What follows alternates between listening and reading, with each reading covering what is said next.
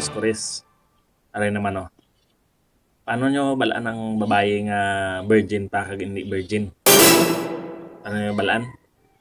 Ako ya balaan ko. Seriously? Balaan ko na sa mga order nila sa mga restaurant. Once ang babae nga virgin, ang gina-order na nila, juice. Ang juice kakipot, pati kakipot pa. Pag once nga may experience ang babae, nakaagi na or naka-experience na, ang in-order is juice. Ang juice, buka-buka ragawa, juice. Pag ang babae nga may bata na, isa kabilog, ang in-order, cook. Cook na, ang good na. Seriously? May bata na isa kabilog mo. Pag ang babae nga anom na kabilog bata ya or walaw kabilog, ang in-order, cha! Ang cha, di ba? Buka. Pero buka ka na. Ang cha, pero ang good.